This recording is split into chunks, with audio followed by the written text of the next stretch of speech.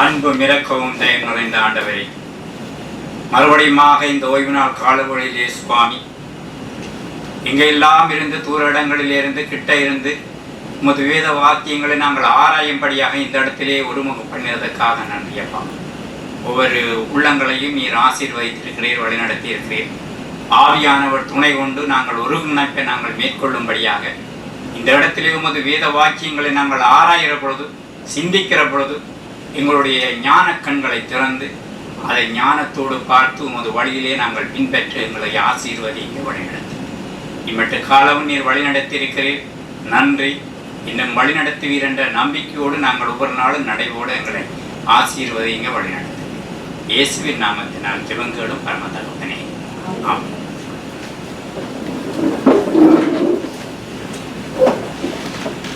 அம்மாவனுடைய விசேஷ பாடலுக்கு நன்றி. நன்றியோடே நாங்கள் துதிக்க வேண்டிய கடமை உள்ளவர்களாக நன்றியோடு அவரை நாங்கள் வாழ்த்துதல்களும் துதிகளோடும் நாள்தோறும் நடைபோடுவதாக அந்த பாட்டு அமைந்திருக்கிறது. அந்த பாட்டில் பாடப்பட்ட ஒவ்வொரு வார்த்தைகளும் பாடல்களும் தேவனை துதிக்கும்படியாக எங்களுடைய ஆராதனையையும் எங்களுடைய வேண்டுதல்களையும் இருப்பதாக சொல்லுவோம். அதிக நாட்களுக்கு பிறகு என்னுடைய குரலை நீங்கள் கேட்கும்படியாக இறைவன் செய்த நன்மைக்காக நான் அவரை துதிக்கிறேன், மகிழ்கிறேன், போற்றுகிறேன். இந்த வேத வாசிப்பினூடாக நீங்கள் தெரிந்து கொண்ட வேத பகுதியை என்னுடைய அறிவு கட்டினபடி நான் ஆராய்ச்சிகளை செய்த பொழுது இது இன்னொரு தத்துவ ரீதியாக சொல்லப்படுகிற ஒரு வேத வாக்கியமாக நாங்கள் பார்க்கக்கூடிய அளவுக்கு இருக்கிறது. ஆகவே இப்பப்பட்ட எங்கள் சபையிலே வாலிப பிள்ளைகளை நான் பார்க்கக்கூடியதாக இருக்கிறது. இதை நீங்கள் ஏதோ ஒரு கருத்து, ஒரு பெரிய விஷயமாக எடுத்துக்கொள்ளாமல் இதை சாதாரண முறையிலே மக்கள் மத்தியிலே நடமாடுகிற ஒரு விஷயத்தோடு நான் உங்களோட கலந்து ஆலோசித்து இதை உங்களுடைய வாழ்க்கையிலே நாங்கள் அபியாசிக்க இப்போ உள்ள காலகட்டத்தில் இளைஞர்கள் நாங்கள் இப்போ முதுமை அடைந்து விட்டோம் என்ற ஒரு நோக்கத்தோடு இருக்கிறோம். ஆனால் எங்களுடைய வாலிப நாட்களை சிந்தித்து பார்த்தோம் என்று சொல்லி சொன்னால் இது என்னுடைய ஞாபகத்துக்கு வரமாட்டேன். எனக்கு 2-3 விஷயம் என்னுடைய வாழ்க்கையில் நடந்தது. ஒன்று, என்னுடைய கண் பார்வை அற்று போயிட்டது. இதற்காக நான் பல வைத்தியர்களை ஆடி பல வைத்தியங்கள் இங்கே செய்த பொழுதும் கூட சில பார்வைகளை கொண்டு வர முடிந்தது. ஆனால் இப்பொழுது என்னுடைய இந்த கண் பார்வை இல்லாமல் போய்விட்டது. ஒற்றை கண்ணோடு திரிகிற மகனாக இப்போ ஒற்றை கண்ணோடு திரிகிறேன். ஸோ இது யார், சில பேருக்கு தெரிஞ்சது, சில பேருக்கு தெரியாது. பார்க்கறதுக்கு அழகாக இருக்கிறது, கண்ணாடி போட்டிருக்கிறேன், 2 கண் இருக்கிறதுன்றது தான் நாங்கள் நினைப்போம். ஆனால் இப்படி பல பேர் கண் தெரியாதவர்களும் கூட இருக்கிறார்கள். ஆனால் கண்ணு பார்வை இருந்து பார்வை இழந்தவர்கள் மத்தியிலே எப்படிப்பட்ட விஷயங்களை தேவனங்களுடைய வாழ்க்கையிலே நடத்தி கொண்டு வந்தார் வாலிப நாட்களில் என்ற ஒரு உணர்வை நான் கொண்டு வர வேணும் என்றதுக்காண்டி இந்த வசனங்களோடு நான் நடைபெற வேண்டியவனாக இருக்கிறேன். அடுத்தது என்னுடைய பல் போனது உங்களுக்கு தெரியும். என்னுடைய சிறு வயதிலே, சிறு பிராயத்திலே பெற்றோர்கள் ஆரம்ப நாட்களுடைய எங்கள் பரம்பரை என்று சொல்லலாம். அடுத்தது என்னுடைய பிறப்பின் ரீதியாக ஏற்பட்ட சில வியாதிகளின் நிமித்தம் என்னுடைய தலைக்கு உள்பட்ட அந்த பல் விஷயங்கள் பாதிக்கப்பட்டதுனால சில வாலிப பிரயங்களை தாண்டி என்னுடைய வயதிவ காலங்களிலே இப்பொழுது பல் அற்று போயிட்டது. இப்போ பொய்ப்பல் தான் பூட்டியிருக்கிறேன்.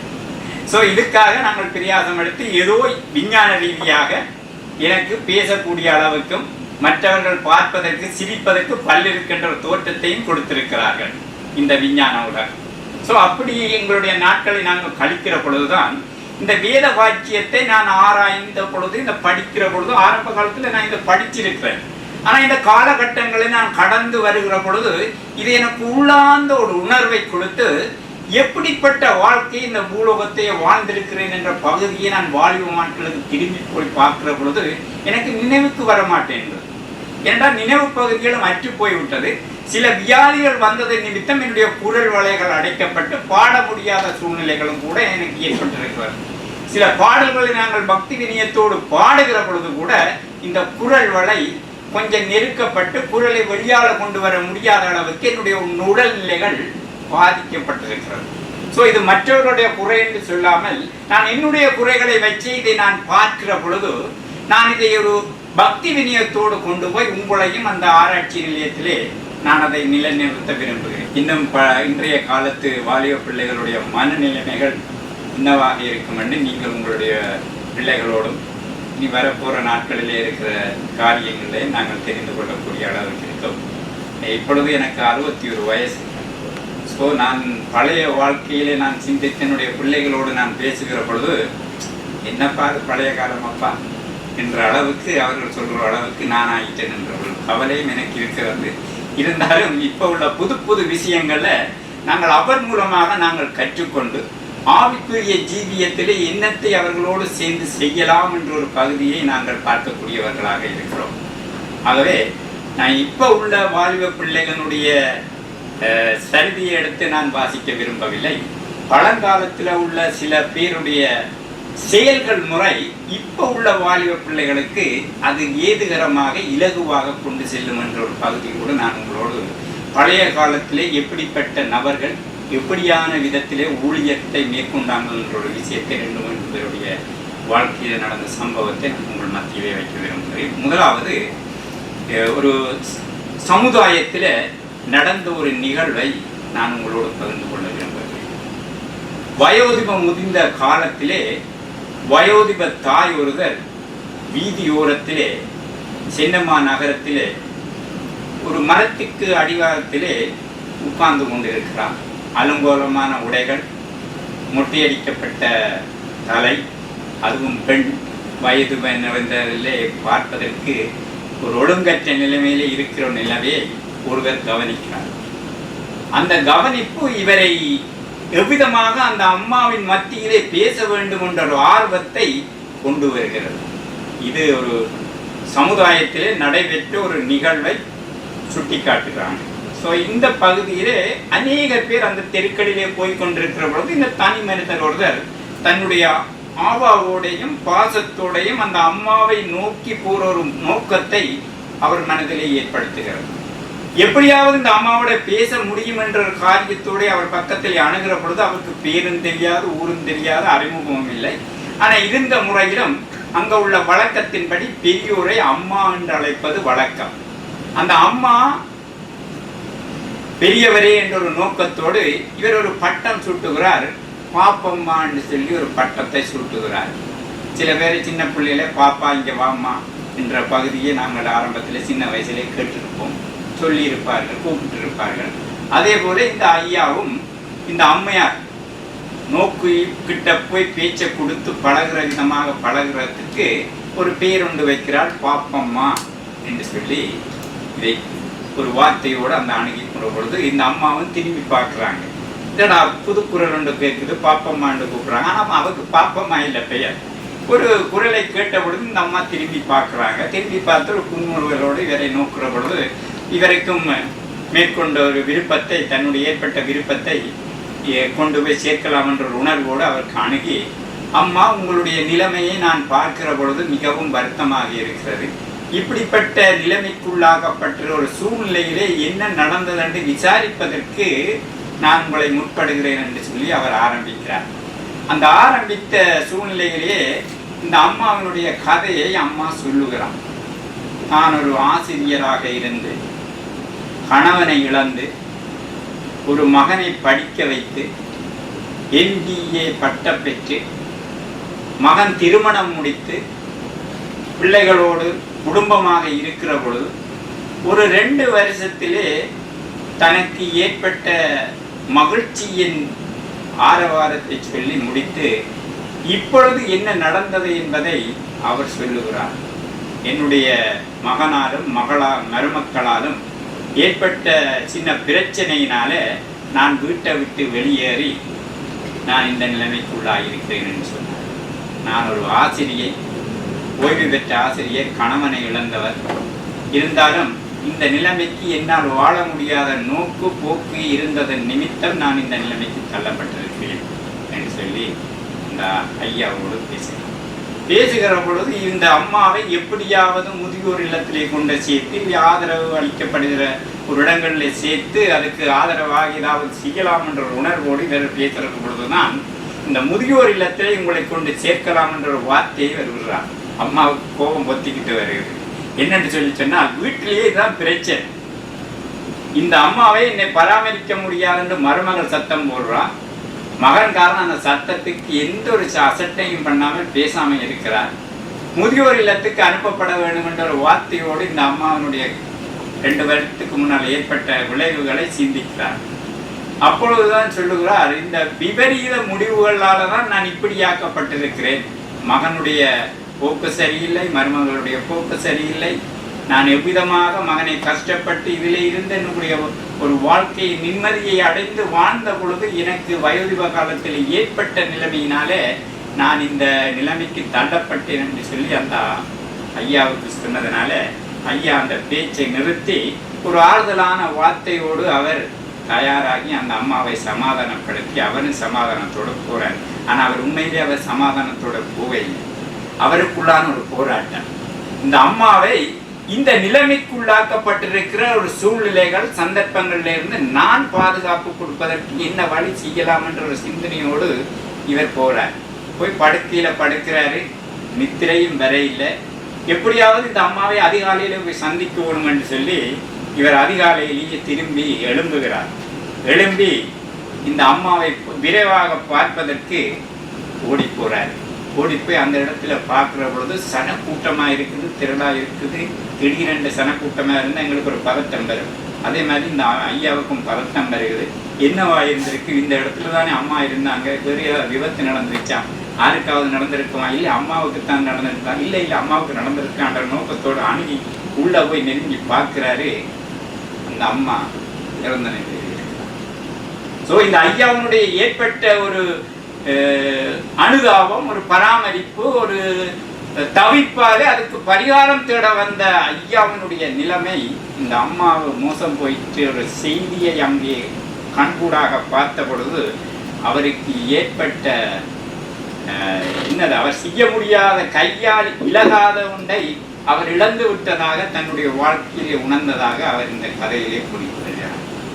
ஸோ அந்த கதையிலே அவர் சொல்லுகிறார் என்று சொல்லியா, டைம் இஸ் அவுட் என்று சொல்லி, காலம் கடந்து விட்டது என்று சொல்லி அவர் சொல்லுகிறார். இந்த நிகழ்வு உண்மையாக நடந்த ஒரு சின்ன மாநகரத்தில் நடந்த ஒரு நிகழ்வு. 2007ஆம் ஆண்டு நியூ மேகசின் என்ற ஒரு பகுதியில், நியூ இந்தியன் எக்ஸ்பிரஸ் என்ற மேகசினில் பேப்பரில் வந்ததாக இந்த பத்திரிகையை சொல்லுங்கள். ஸோ இது நாங்கள் கதை என்று எடுத்துக்கொள்ளாமல் இந்த சம்பவம் நாள்தோறும் எங்களுடைய வாழ்க்கையிலே மற்றவர்களுடைய வாழ்க்கையிலே நடக்கிற பொழுது வயோதிப தாய்மார்களை நாங்கள் பராமரிப்பதற்கு வாலிபர்கள் என்ன செய்து கொண்டிருக்கிறோம், பிள்ளைகள் என்ன செய்து கொண்டிருக்கிறோம் என்று சொல்லி நாங்கள் வாசித்தோம் என்று சொல்லி சொன்னால், நீதிமொழிகள் 20ஆம் அதிகாரம் 20வது வசனத்திலே சொல்கிறார், தன் தாயையும் தன் தகப்பனையையும் தூசிக்கிறவரோட தீபம் காரிருளோடு அணைந்து போகும்னு சொல்லும். நாங்கள் ஏனோ தானோடு விட்டு விடுறோம். ஆனால் காரிருளில் அணைந்து போவான் இந்த தீபங்கள். ஆகவே நாங்கள் மகிழ்ச்சியாகவும் சந்தோஷமாகவும் இருக்கிறோம் என்று நாங்கள் நினைக்கக்கூடாது. வயோதிப பிள்ளைகளுடைய நோக்கங்கள், அனுதாபங்களை நாங்கள் கண்ணோக்கி அவர்களுக்கு ஆக வேண்டிய காரியத்தை நாங்கள் செய்யாவிட்டது என்று சொல்லி சொன்னால், நான் வாலிப பிராயத்திலே நான் செய்ய வேண்டிய காரியங்கள் அதனுக்கு காரிருளாகத்தான் முடியும் என்ற வார்த்தையை அவர் அங்கே சொல்லி காட்டுகிறதை நாங்கள் பார்க்கக்கூடியதாக. 2 தீமோத்தேயு 3ஆம் அதிகாரம் 1ஆம் வசனத்திலிருந்து 5ஆம் வசனம் வரையும் இப்ப நான் வாசிக்க போறதில்லை, அதனுடைய சுருக்கத்தை சொல்லுகிறேன். உன் தாயையும் உன் தகப்பனையும் உன் தாயையும் கனம் பண்ணுவாயாக என்று சொல்லி, இது கடைசி காலமாக இருக்குது என்று அவர் அவ்வளவு சொல்லுகிறார். அன்றே அவர் கடைசி காலம் என்று சொல்லியிருக்கிறார். இது 2007ஆம் ஆண்டு நடந்த ஒரு நிகழ்வு. இது எங்களுக்கு கடைசி காலம் இல்லை, எங்களுக்கு இது நாள்தோறும் எங்களுடைய வாழ்க்கையில் நடக்கிற ஒரு சம்பவமாக இருக்கிறது. எங்களுடைய உறவுகள், எங்களுடைய அன்புகள், எங்களுடைய பராமரிப்புகள் எவ்விதமாக சென்று கொண்டிருக்கிறது என்பதை நாங்கள் இந்த உலகத்திலே நாங்கள் பார்க்கிற பொழுது, இன்றைக்கு அநேக அநாதை இல்லங்களும் பராமரிப்பு இல்லங்களும் தான் அதிகரித்து கொண்டு போகிறது. அவ்வளவு தூரத்துக்கு எங்களுடைய வாலிப காலங்களிலே உள்ள தற்போதைய நிலைமை ஒரே பிஸியும் ஒரே இடர்பாடான வாழ்க்கைக்குள்ளாக நடத்துகிறபடியினால் என்ற ஒரு நோக்கத்தை நாங்கள் எதிர்நோக்க வேண்டிய பிள்ளைகளாக இந்த உலகத்தில் இருக்கிறோம். அதற்காக நாங்கள் இதெல்லாத்தையும் நாங்கள் விட்டுவிட வேண்டும் என்று சொல்லி அவர்களை பராமரிக்க முடியாத நிலைமையில் இருந்தாலும் அவர்களை பராமரிக்க வைப்பதற்கான வழிவாய்க்கால்களை நாங்கள் செய்து கொண்டு போவதற்கான ஏதுகரங்களை எங்களுடைய வாழ்க்கையிலே நாங்கள் செய்ய வேண்டியவர்களாக இருக்கிறோம். இன்று எங்களுடைய பெற்றோருடைய நிலைமைகள், மூதோருடைய நிலைமைகள், வருங்காலத்திலே இருக்கப்பட்ட வாலிபர்கள் இன்னும் மூதாதையார் ஆவார் என்ற ஒரு நோக்கத்தோடு நான் என்ன செய்யலாம் என்ற ஒரு பகுதியையே நாங்கள் செய்ய வேண்டியவர்களாக இருக்கிறோம். அந்த காலத்திலே சேமிப்பு என்ற பகுதி இருந்தது. ஆனால் பிள்ளைகள், பெற்றோர்கள் என்ன செய்கிறார்கள்? அவர்களுடைய வாழ்க்கைக்கான ஏதுவரங்களை நிறைவேற்றுகிற பொழுது அவர்களுடைய சேமிப்பு இல்லாத பட்சத்திலே அவர்கள் திக்கெட்ட நிலைமைக்குள்ளாக ஆக்குற ஒரு காரியத்தை, சூழ்நிலைகளை நாங்கள் பார்க்கிறோம். இன்றைக்கு இந்த அரசாங்கங்களும் சில நிறுவனங்களும் சேர்ந்து செய்கிற செயல்களினால வயோதிபர்களுக்கான வயோதிப ஊதியங்களும் இருக்கிறதுனால அவர்களுடைய வாழ்க்கையை கொண்டு நடத்தக்கூடியவும், வயோதிப காலத்திலே சேமிப்பு இருக்கிறதுனால வயோதிபர்கள் மன நிம்மதியோடு ஒரு சரியான வாழ்க்கையை இந்த பூலோகத்திலே தங்கள் பிள்ளைகளோடும் தங்கள் உறவுகளோடும் அன்பார்ந்த வாழ்க்கையை இந்த பூலோகத்திலே வழிநடத்தக்கூடிய அளவுக்கு செல்லலாம் என்ற ஒரு பகுதியை நாங்கள் இந்த காலத்திலே நாங்கள் பார்க்கக்கூடியதாக இருக்கிறோம். இது ஒரு புறம் சமுதாயத்திலே இப்படிப்பட்ட காரியங்கள் நடந்தேறிக்கொண்டுதான் இருக்கின்றன. நாங்கள் ஆக்கப்பூர்வமான காரியத்தை செய்ய உங்களுடைய சிந்தனைகளையும் செயல்களையும் நாங்கள் தேவனுக்குள்ளாக கொடுத்து அதை நிறைவேற்ற பிள்ளைகளாக நாங்கள் வாழ கொள்ள வேண்டியவர்களாக இருக்கிறோம். சரி, நான் இந்த வசனத்துக்கு வருகிறேன். இந்த 6ஆம் வசனத்திலே வேதத்திலே சொல்லப்பட்ட ஒரு விளக்கத்தை நான் உங்களோடு சில பகுதியை நான் விளக்கலாம் என்றிருக்கிறேன்.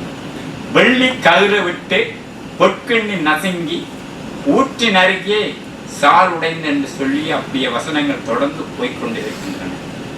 இந்த பொற்கிண்ணி கட்டுவிட்டு என்று சொல்லுகிற ஒரு பகுதி என்னன்னு சொல்லி சொன்னால், எங்களுடைய இந்த பொன்னான உடம்பு, இது உடம்பு என்று சொல்லுகிறார்கள். இது புண்ணாக்க ஒரு பாவிக்கப்பட்ட பாவமான ஒரு நிலையில இருக்கிற நம்முடைய சரீரம், எங்களுடைய நார் என்று சொல்லுகிற பொழுது இந்த எலும்போட சேர்ந்த இந்த ரத்தங்கள் ஓடுற நாடிகளை நார் என்று சொல்லுகிறார்கள். ஸோ இப்படிப்பட்ட இந்த நிலைமையிலே நாங்கள் வாலிப நாட்களிலே நாங்கள் இருக்கிற பொழுது, பிறகு பொற்கண்ணி நசுங்கி என்று சொல்லுகிற பொழுது சில பேர் சொல்லுகிறார்கள் இந்த நாடி நரம்பில்லாத்தையும் நசுங்கி போயிட்டு. டாக்டர்கிட்ட போனால் சொல்லுவாங்க இது நசுங்கிப்பட்டு போகுது. என்னடா நான் பாரமான வேலையா செய்த நான் இங்கே ஏதோ நசுங்கி போயிட்டேன்னு டாக்டர் சொல்லுகிறார். அந்த காலத்தில் நசுங்கினதுன்ற வார்த்தையை நாங்கள் கேட்க மாட்டோம். டாக்டர் சொன்னார் இந்த நாடி நரங்கள்ல கொஞ்சம் கோளாறு இருக்கு, அதுக்கான வருத்தத்து. ஆனால் இப்போ சொல்றாங்க நசுங்கி போயிடுச்சு. அப்படி என்னைக்குள்ள பழுதாகிருக்குது. ரத்தோட்டம் ஓட முடியாத நிலைமையில எங்களுடைய நாளங்களும் நாடிகளும் இருக்கிறதுனால என்று வேத வாக்கியங்கள் சொல்லுகிறார்கள். அப்புறம் முள்ளந்தண்டையும் சொல்லுகிறார்கள். இந்த முள்ளந்தண்டு எங்களுடைய பாதிப்பை நாங்கள் கட்டுவிட்டு போயிட்டுன்னு சொல்லி சொன்னால், முதுகு தண்டு எங்களுடைய விலங்குகளை இழக்கிற தன்மையில நாங்கள் இருக்கிற பொழுது, பிறகு அடுத்தது இந்த கேட்கும் தன்மை என்று சொல்லிவிட்டு அவர்கள் சொல்லுகிறார்கள். பேசும் திறமையும் சொல்லுகிறார்கள். காலத்திலே நாங்கள் நல்லா இருக்கிற பொழுது உடல்நிலைகளிலே ஒரு நல்ல நிலைமையிலே நாங்கள் இருக்கிறோம் என்ற ஒரு நிலையை நாங்கள் அடையாத விட்டு பாதிப்புக்குள்ளாக வருகிற பொழுது நாங்கள் என்னத்தை செய்ய வேண்டும் என்று சொல்லி பின்னால சொல்லுகிறார்கள்.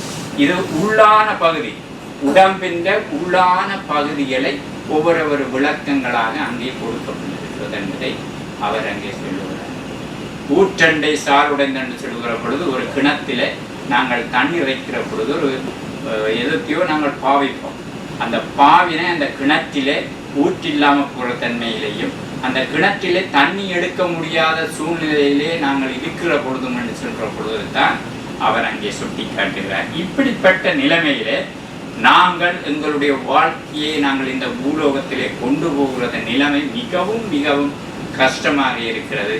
ஆகவே நாங்கள் வாலிப பிள்ளைய நாட்களிலே இருக்கிற பொழுது கர்த்தரை நினை, அவரை சேவி, அவருக்கான வேலையை நாங்கள் இந்த பூலோகத்திலே செய்ய வேண்டும் என்று அவர் அங்கே விளக்கத்தை கொடுக்கிறார்கள். இப்படிப்பட்ட நோக்கத்தோடு இந்த திருவசனங்கள் சகோதரர் சொன்னது போல சலோமோனுடைய வாழ்க்கையிலே ஏற்பட்டு அவர் அனுபவ முறையிலே அவர் எங்களுக்கு எழுதி வைத்து போறதுனாலே இது ஏதோ ஒரு பொற்பிண்ணம் சாருடைந்து ஊற்று நடுவே துறவண்டே என்று சொல்ற பொழுது விளங்கவில்லை என்ற ஒரு பகுதியை நாங்கள் எங்கள் மத்தியில் எடுத்துக்கொள்ளாத பகுதியில நாங்கள் இவை எல்லாத்தையும் ஆராய்ந்து அறிந்து என்னுடைய உடம்பினுடைய ஒரு பாகங்களை குறித்து சொல்லுற ஒரு பகுதியாக நினைத்து அதுக்கான பகுதிகளை நாங்கள் வேதத்தோடு ஆராய்கிற பொழுது அவர் மேற்கொண்ட அறிவையும் அளவையும் கொடுத்து செய்ய வேண்டிய சிலாக்கியங்களையும் பாக்கியங்களையும் நாங்கள் வைத்து போறதுக்காக முடிகிற ஒரு காரியத்தை நாங்கள் பார்க்கக்கூடியதாக இருக்கிறது. நியாயாதிபதிகள் 11ஆம் அதிகாரம் 36வது வசனத்தில் நாங்கள் பார்த்தோம் என்று சொல்லி சொன்னால் ஜெப்தாவுடைய கதையை பற்றி நாங்கள் பார்க்கிறோம். அந்த ஜெப்தாவுடைய கதையிலே அவர் போருக்கு போய் மகளை ஒரு ஜீவ பலியாக கொடுப்பேன் என்று ஒப்பு கொடுத்த பொழுது இந்த மகளுடைய வாழ்க்கையில நான் பார்க்கிற பொழுது இந்த மகள் தகப்பன் செய்த அந்த ஒப்புதலுக்கு தன்னை தயார்படுத்திக் கொள்ளுகிற ஒரு வாலிப பிள்ளையாக இருக்கிறதை நான் அங்கே பார்க்கக்கூடிய அளவுக்கு இருக்கிறேன். ஜெப்தாவுடைய மகள் அவள் சொல்கிறார், உன்னுடைய வாயிலிருந்து புறப்பட்டபடியே எனக்கு செய்யும் என்று சொல்லி அங்கே அவர் சொல்லுகிறார். இப்படி யாராவது சொல்லுவாங்க பிள்ளைகள்? இப்ப நீங்க பார்த்துட்டீங்க, நீங்களே எங்களுக்கு தெரியாது, நீங்க தானே செய்தீங்க அப்படி என்ற வார்த்தைகளை நாங்கள் நாள்தோறும் உங்களுடைய வாழ்க்கையை நாங்கள் கேட்கக்கூடியதாக. ஆனால் இந்த மகளுடைய வார்த்தையை நான் மீண்டும் மீண்டும் படிக்கிற பொழுது எனக்குள்ளாக ஒரு பக்தி வினயத்தை நான் கொண்டு வருவதற்கான வழிகளை இந்த வாலிப பிள்ளைகள் ஏற்படுத்த வேண்டும் என்று நான் கண்டேன். அவள் 2 மாதம் தவணை கேட்கிறாள். 2 மாதம் தவணை கேட்டு, அப்பா உங்கள் வாயின் வார்த்தைகளை நிறைவேற்றுவதற்கு எனக்கு 2 மாதம் அவகாசம் தாங்க, என் நண்பர்களோட போய் நான் இந்த துக்கம் என்னோட வாலிப பிள்ளை இன்னும் செய்ய வேண்டிய காரியங்கள் நிறைய இருக்கின்றன, தன்னிச்சையாக செய்யவில்லை, இது தகப்பன் மூலமாக ஏற்பட்ட காரியத்தை தேவனுக்கு ஒப்புதல் கொடுக்கிற ஒரு காரியத்தை தான் சிநேகிதிகளோடு தன் உறவுகளோடு சொல்லி அதுக்கான பரிகாரத்தை தேட வேண்டும், ஆறுதல் அடைய வேண்டும் என்று சொல்லி போய் தன்னுடைய நண்பிகளோடு அந்த துக்கத்தை கொண்டாடினார். அது இன்று வரையும் இஸ்ரவேல் யூத மக்களிலே நினைவு கூறுறாங்க என்று வேதம் சொல்லுகிறார். ஸோ இப்படிப்பட்ட வாலிபத்தன்மைக்குள்ளாக என்னை நான் வைத்திருக்கிறேனா என்ற ஒரு நோக்கத்தை இந்த வாலிப பிராயத்திலே நாங்கள் நோக்க வேண்டிய பிள்ளைகளாக. ஆபிரகாம் ஈசாக் கதையும் கூட, ஈசாக்கு ஆபிரகாம் பலி செலுத்த கொண்டு போகிற பொழுது கூட கட்டையை தூக்கி கொண்டு போய் அங்கே பலிபீடத்திலே படுக்கும் வரைக்கும் அவன் வாய் பேசாம இருந்தான். அப்ப ஆட்டுக்குட்டி எங்கன்னா கர்த்தர் பார்த்து கொள்வார் என்று சொன்ன காரியத்திலே அவன் பின்தொடர்ந்து போறான். இன்றைக்கு நாங்க பின்தொடர்ந்து போவோமா? அப்பாவுக்கு மேல கேட்டு கேட்டு கேட்டு கேட்டு அரைவாசி வழியில எங்க மகன் திரும்பி பார்த்தா மகனை காண கிடைக்காது. நான் பிறகு தேடி பிடிச்சு கொண்டு வந்து வலுக்கட்டாயமா கட்டி போட்டு நான் செய்ததை நிறைவேற்ற வேண்டிய ஒரு காரியத்திலே நான் இருக்கிறேன். ஆலயத்துக்கு கூட இந்த பிள்ளைகளை கூட்டி கொண்டு வர முடியாத சூழ்நிலையில நான் இருக்கிறேன்.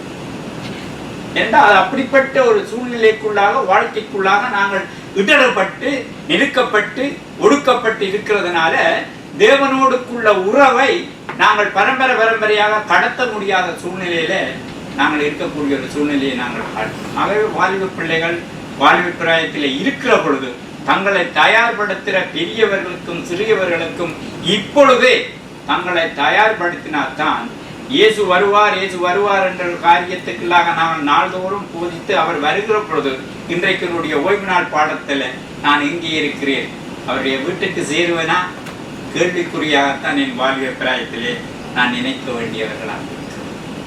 கிதியோனுடைய வாழ்க்கையிலையும் அவர் வாலிப பிராயத்தில் தான் இஸ்ரவேலர்களுக்கு ஒரு விமோசனத்தை, ஒரு விடுதலையை கட்டளை கொடுக்கிறதுக்கு இயேசு கடவுளானவர் கிதியோனை அழைக்கிறார்.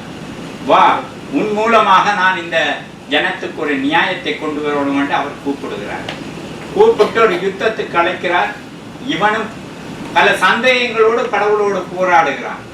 எத்தனையோ கேள்விகளை கேட்டு 3 தரம் அந்த விண்ணப்பங்களை கேட்டு 3வது தடவை அந்த இதுக்கு பிறகுதான் அவரோட கடவுளோடு இணைந்து யுத்தத்துக்கான ஏற்பாட்டையும் பண்ணுகிறார். 300 பேரோட போய் அந்த யுத்தத்தை வென்றதாக வேதத்திலே நாங்கள் நியாயாதிபதியிலே நாங்கள் பார்க்கக்கூடியதாக இருக்கிறது. நியாயாதிபதி 7ஆம் அதிகாரம் 7வது வசனத்திலேயே நாங்கள் கிதியோனுடைய வாழ்க்கையை நாங்கள் பார்க்கக்கூடியதாக. மீண்டும் மீண்டும் வாலிபர்களே அந்த புத்தகத்தை படியுங்கள். கிதியோனுடைய வாழ்க்கை ஒப்புதலோடு நாங்கள் படிக்கிற பொழுது அந்த வாலிப பிள்ளைகளை அழைத்து 300 பேரை கொண்டு அவள் திரளான ஒரு படையை கர்த்தர் மேற்கொண்ட ஒரு காரியத்தை நாங்கள் பார்க்கக்கூடிய வேதத்திலே அநேக காரியங்களை நான் பார்க்கக்கூடிய அளவுக்கு இருக்கிறோம்.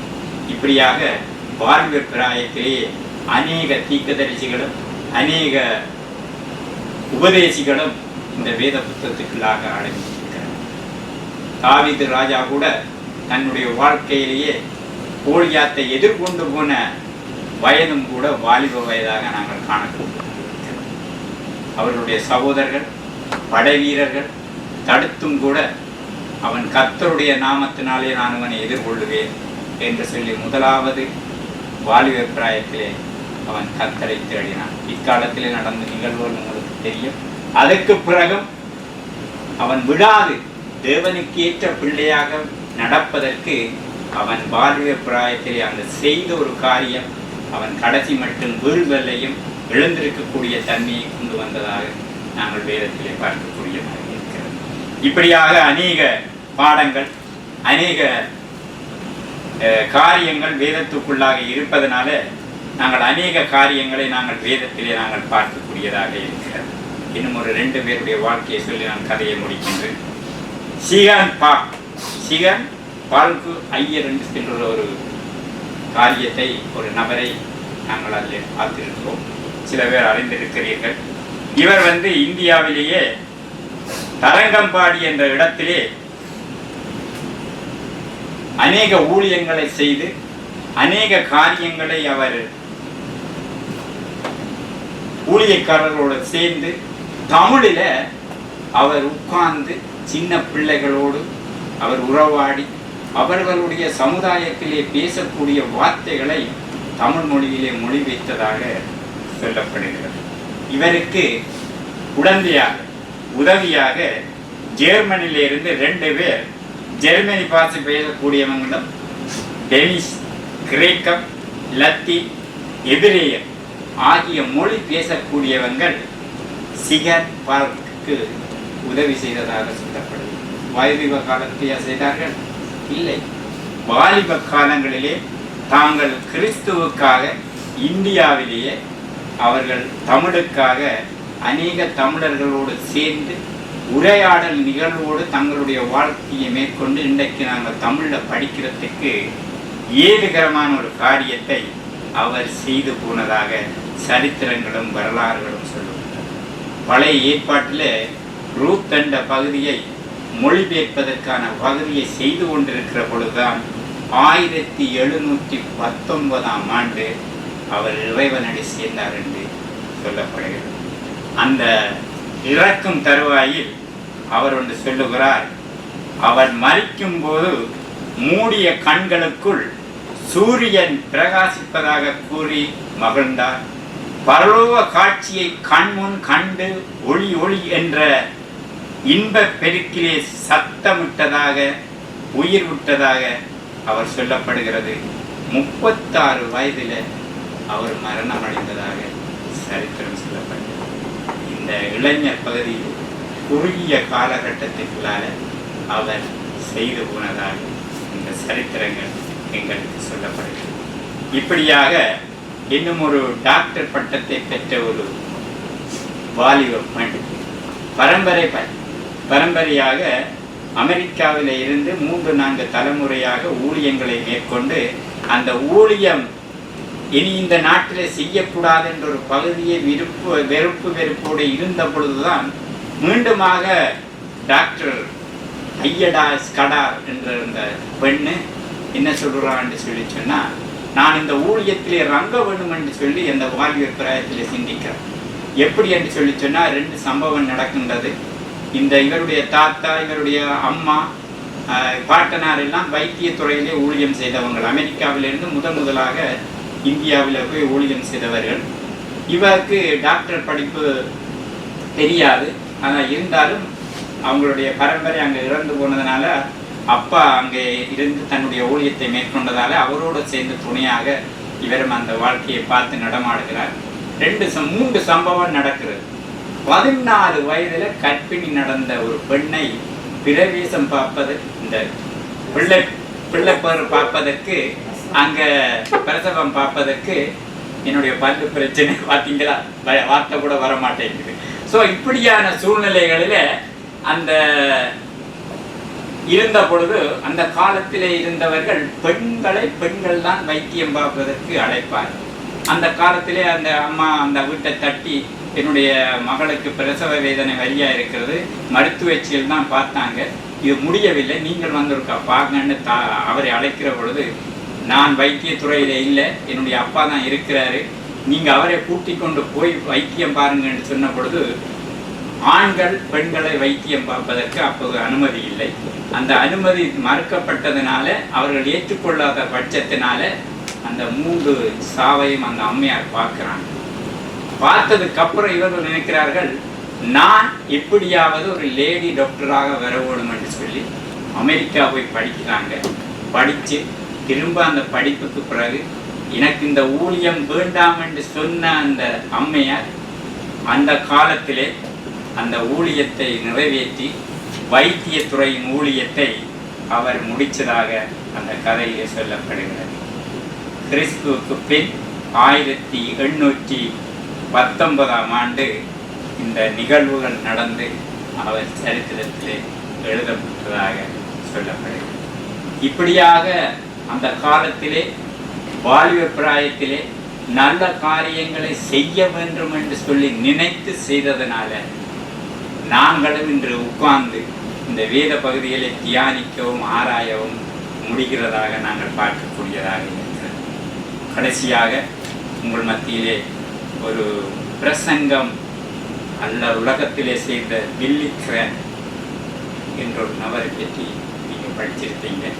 அவருடைய சரித்திரத்தை அவர் சுருக்கமாக நான் சொல்லுகின்றேன். அமெரிக்காவிலே 200 ஏக்கர் பூமியை கொண்ட குடும்பம். இவர் ஒரு கடைசி பிள்ளை. இவருடைய தாய் தகப்பன் மிகவும் பணக்காரர்கள். ஆனால் கிறிஸ்தவர்களாக இவர்கள் நடைபோட்டதுனால இவருடைய கால பிரயாயத்திலே அந்த குடும்பத்தோடு கிறிஸ்தவ வாழ்க்கைக்கு பின்னாக நின்ற ஒரு பிள்ளையாக குறிப்பிடுகிறார். இவர் கார் ஓட்டுவதிலே மிகவும் கெட்டிக்காரர். இவருக்கு பிரியமான ஒரு பழக்கமும் கார் ஓட்டுவது. ஆனால் தாய் தகப்பன் செய்த அந்த ஊழியங்கள், தேவாலயத்துக்கு போகிற வாஞ்சைகள் இல்லாத நிமித்தம் இவரை எப்படியாவது நாங்கள் இந்த வழிக்கு கொண்டு வர வேணும் என்று மிகவும் ஜெபத்தோடும் பிரயாசப்பட்டார். ஆனால் பிரயாசப்பட்டு இவருடைய வாலிப வாழ்க்கையிலே உலகத்தோடு ஓடுற காரியத்தை அவர் செய்து அதுக்கான வழியிலே முயற்சிகளை செய்த பொழுது ஒரு நாள் இவங்கள் அம்மா அப்பா ஒரு கூட்டத்துக்கு போகும்படியாக ஏற்பாடு செய்து மக்களோடு அங்கே போவதற்கு ஆயத்தமாகிறார்கள். இவர் வரமாட்டேன் என்று சொல்லுகிறார். இருந்தாலும் இவருடைய நண்பர்கள் என்ன செய்கிறார்கள்னா, இவன் கார் ஓட்டுவதில் வல்லவர், நாங்கள் என்ன செய்வோம், இவனை கார் டிரைவராக நாங்கள் வைத்து கொண்டு போவோம் என்று சொல்லி அங்கே ஆயத்தம் பண்ணுகிறார்கள். ஆயத்தம் பண்ணி இவர் கார் ஓட்டுவராக போய் கொண்டிருக்கிறார். அந்த கூட்டத்திலே என்ன செய்கிறது, கூட்டி கொண்டு போனவங்களை கூட்டைக்கு திரும்பி வரணுமல்ல, அது கண்டிப்பாக அந்த கூட்டத்தில் இருக்கிறாரு. அந்த கூட்டத்திலே இருந்து செய்தியை கேட்கிறாரு. இந்த செய்தியை கேட்ட மாத்திரத்திலே அந்த செய்தியோடு அவர் இடர்பட்டு சத்தியத்தை ஏற்றுக்கொண்டு இவர் கடைசி காலத்திலே அவர் ஒரு உலக புகழ்பெற்ற நற்செய்தியாளராக மாறுகிறார். 1956 இருந்து 1977 மட்டும் இவருடைய உலக புகழ்பெற்ற ஊழியத்தை நாங்கள் சரித்திர ரீதியாக நாங்கள் பார்க்கக்கூடியதாக. இப்படியாக வாலிப பிராயத்திலே சில இடர்பாடுகளுக்குள்ளாகவும் நடத்தப்படுகிற நடத்திலே கர்த்தர் அவர்களை நடவடிக்கை செய்து இன்று அவர்கள் ஒரு சரித்திர நாயனாகவும் சரித்திர ரீதியாக நாங்கள் வேதத்தினூடாக நல்ல காரியங்களை கற்றுக்கொள்ளவும் அவர்கள் ரீதியாக செய்யப்பட்ட ஊழியங்கள் எங்களுக்கு இப்பொழுது நடைபெறுகிற ஒரு காரியத்தை நாங்கள் பார்க்கக்கூடியதாக இருக்கிறது. ஆகவே வாலிப பிராயத்திலே கடைசியாக எங்களுடைய அனுபவங்கள் வாய்ப்பிவ காலத்திலே பேசப்படுகிற ஒரு காரியத்தை நாம் இன்று பார்க்கக்கூடியதாக இருக்கிறது. ஆகவே தான் உபாகமம் 6ஆம் அதிகாரம் 5வது வசனத்திலே சொல்லுகிறார், உன் முழு இதயத்தோடும் உன் பலத்தோடும் கர்த்தரை அன்பு கூறுவாயாக சொல்லப்படுகிற ஒரு வாக்கியத்தை நாங்கள் நாள்தோறும் உங்களுடைய வாழ்க்கையில் நாங்கள் தியானிக்க, அதை அபியாசிக்க இந்த திருவசனங்கள், சலமனுடைய ஆலோசனைகள் தொடர்ந்து தேவன் கிறிஸ்து வறுமலை எங்கள் நாள்தோறும்